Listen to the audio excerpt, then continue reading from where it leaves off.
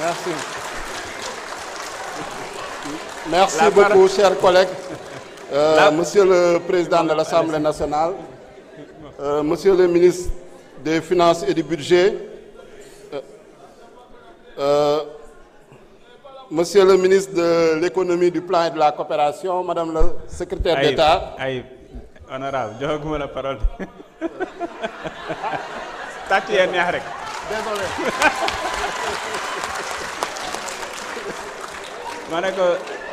Désolé, Président. Honorable Aïb Dafé, vous avez la parole. Merci, Président. Donc, je vais aller directement au but puisque j'ai fait les salutations. En tout cas, je note que mes collègues qui m'ont précédé ont voulu rejouer la séance des questions d'actualité au gouvernement.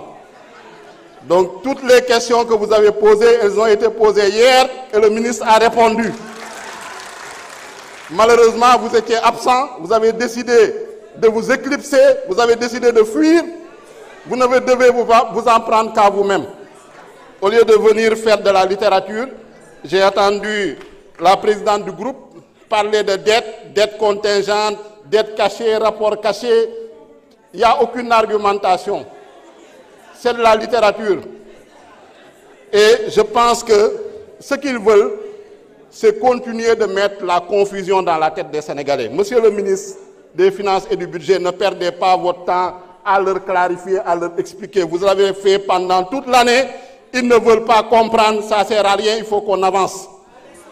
On ne peut plus perdre notre temps à expliquer à des gens qui ne veulent pas comprendre, qui ont mis le pays à genoux au 4e sous-sol et qui nous maintiennent dans des débats marécageux, dans des débats nauséeux, dans des débats boueux.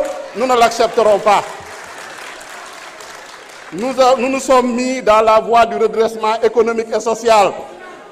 Les solutions sont claires. Si vous voulez avoir des réponses, il faut siéger au moment des commissions, il faut venir participer aux questions d'actualité, mais ne pas attendre la dernière minute pour venir vraiment nous importuner.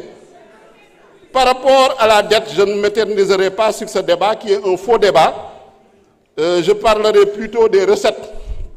Et Monsieur le ministre des Finances, vous félicitez pour l'augmentation des recettes, 6 188 milliards, avec une hausse de 1174 milliards.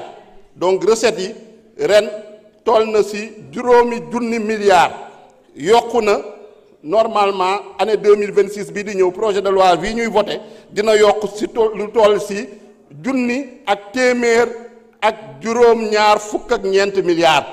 yaakaar naa ni sénégalais yi loolu lañu war a jar a xam suñu nee recette nag am na ay recettes fiscales gis nañ ni yéen a ngi góorgóorlu ci recettes fiscales yi. wax nañ ko également la question du taux de pression fiscale wax ngeen 23,4%. il faut bëgg nañ tamit monsieur le ministre nga leeral lan mooy taux de pression fiscale parce que souvent les confusionnistes dañuy bëgg a jaawale pression fiscale ak harcèlement fiscal. C'est deux notions différentes. Recettes non fiscales yi wax na ngeen ci les produits financiers, les recettes exceptionnelles, les ressources externes également ak les comptes spéciaux du trésor. Donc je pense que sur ce plan-là, ku xool le document ba nga xam ne moom nañu annexé au projet de loi de finances 2026 mooy le document voies et moyens, je pense que leeral na tey gouvernement bi stratégie de mobilisation des recettes ba nga xam ne moom la bëgg a déployer.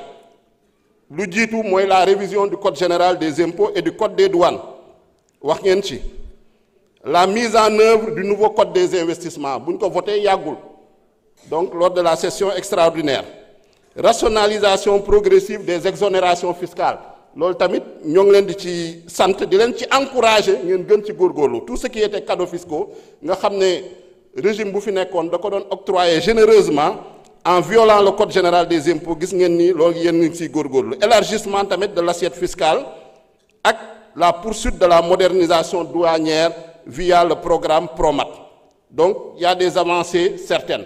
Par rapport aux objectifs yu nga xam ne gis nañ ko également dans la stratégie de mobilisation des recettes un des principaux objectifs mu nga xam ne moom ngeen fixé au plan de redressement économique et social mu nga xam ne en tout cas identifier na les solutions parce que le problème je pense qu'on a ñoo ngi ci maintenant on est aux solutions et trouver les moyens de financer ces solutions loolu moo ñu fi indi tey moo indi pour ñu saytu le budget le projet de loi de finances donc objectif bi mooy aligner les agrégats budgétaires aux critères de convergence UEMOA gis ngeen ni pour cette année 2026 on va aller vers 5% par rapport au déficit dinañ jege les déficits de 3% bi nga xam ne moom la ñuy wut augmenter également la pression fiscale c'est un des objectifs réduire surtout la dépendance aux ressources externes mooy bor bi ñu fexe ba wàññi dépendance su Sénégal parce que loolu mooy souveraineté loolu moo tax en tout cas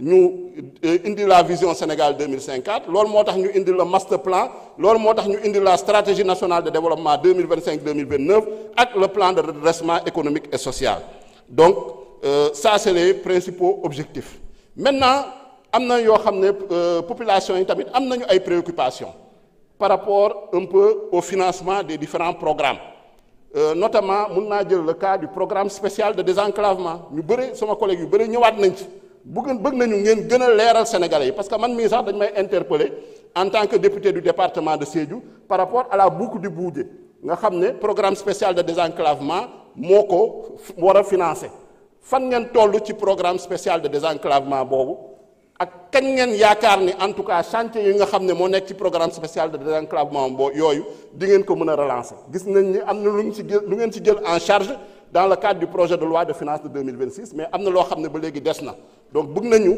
ngeen leeral Sénégalais yi vraiment par rapport ak la situation du programme spécial de désenclavement parce que lu ñu ci jotoon xam nañ ni y a eu des surfacturations xam nañ ni y a eu en tout cas de la délinquance financière par rapport ak la structuration de ces programmes-là mais du teewul am na projet yu nga xam ne axes yu ñu fa identifier effectivement c'est des axes très importants donc comment en tout cas avoir le bon équilibre entre cette recherche de transparence cette reddition des comptes ak satisfaire les besoins économiques et sociaux des Sénégalais donc yaakaar naa ni fa lañ leen di xaaree am na sama benn collègue bu fi yéegoon sànq il posait la question de la loi de règlement loi de règlement de balaa ñu ko fi indi duñ ko fi indi loi de règlement boo xam ne ak les chiffres que vous avez maquillés soo leen gisee loi de règlement tardé chiffres yu ngeen maquillé woon moo tardé loi de règlement boobu ministre des finances vérifiez bien les chiffres balaa ngeen di indi loi de règlement yooyu